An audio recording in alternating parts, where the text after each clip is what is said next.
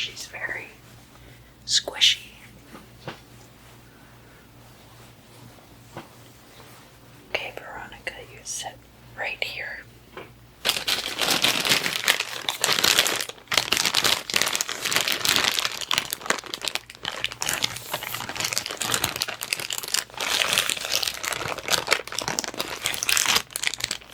I like to have snacks at my sleepover.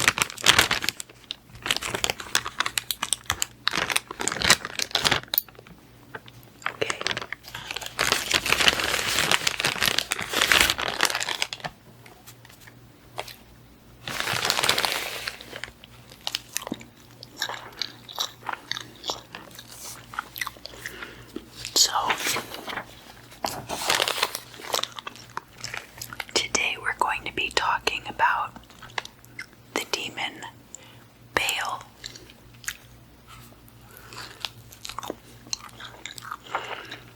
You know, we have a lot of these very ancient deities who have been kind of vilified and demonized with the advent of Christianity.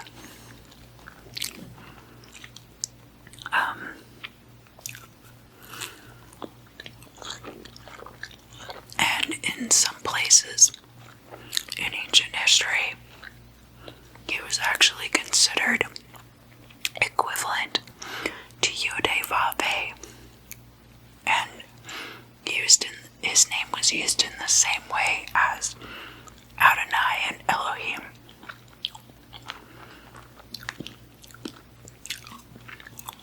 According to ancient Syrian stories, he even triumphed over death himself, which would have aligned him with crops, fertility, and changing of the seasons, right?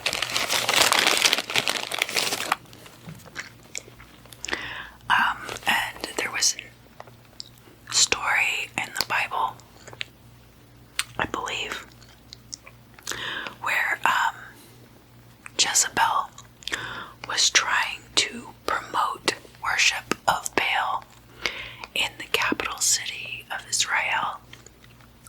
And there was a standoff between the followers of Baal and the followers of Yod-Heh-Vav-Heh. And they brought out 2 offerings and set up 2 altars, one for each. And the fire on Baal's altar failed to ignite. And Yod-Heh-Vav-Heh's altar was completely consumed by fire and couldn't be put out. And after that, Jezebel, of course, met her fate. And there were actually a lot of people in Israel at that time who had the name Baal as part of their name. Like your name would be beloved of Baal, or honored by Baal, or for the glory of Baal, or something like that. Just like Jezebel was part of her name also. But after this incident, everybody who had Baal in their name then changed their name so that they replaced Baal in their name with the Hebrew word for shame.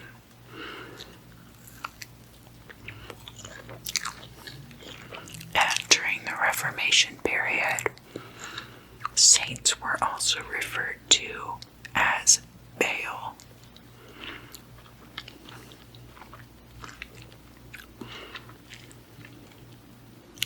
There are a few variants of the name within the ranks of the demons also. Excuse me, I hope that's not too loud. Beelzebub, of course, and Belphegor. And those could be, there were different associations of Baal among the Greco-Roman deities. But today, we're just talking about Baal.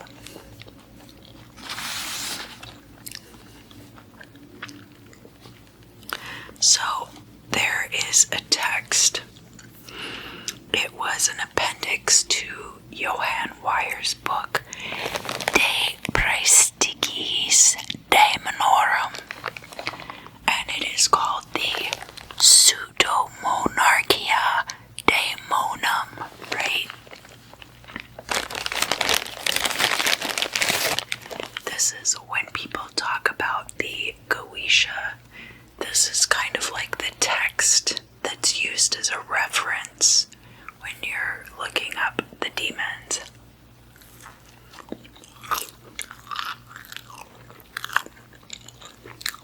Do you want a marshmallow? Yeah, open your mouth. Okay. Yeah, open wide. Oh, I think I can hit it. Oh. Yeah, you got it. Okay. So according to this text, Baal is spelled B-A-E-L, and he's a gravelly voiced king of Eastern territories who has under his rule 66 legions of demons. Now, in the Lesser Key of Solomon, he's described as having the form of a cat, the form of a toad, and the form of a human. But in the Pseudomonarchia Daemonum, Johann Weyer talks about all of those forms existing simultaneously, right? And of course that serves as a reminder, demons and angels can take on any appearance that they wish, depending on how they want to be perceived by mortals. In separate texts, he's been described as being subordinate to Astaroth and Lucifuge Rofacal. Apparently, the powers he can grant are invisibility, prowess in science, and the ability to turn others to your favor. And then, of course, every demon has an opposing angel and vice versa. And Baal's opposing angel is Vehuia, or sometimes Vehuiel. He's one of the Shem HaMepharash, which are associated with the 72 names of God. And we'll cover that in a separate video. But this is all about Baal and his associations. But Vehuia is part of the seraphim, and those angels fall under the governance of Metatron. And Vehuia actually has very similar types of powers in that he can grant influence. And I say he, but angels are really they. Angels and demons don't really have genders. But Vehuia can grant influence over others, help with innovation in business endeavors, and inspire to change reality through spiritual action.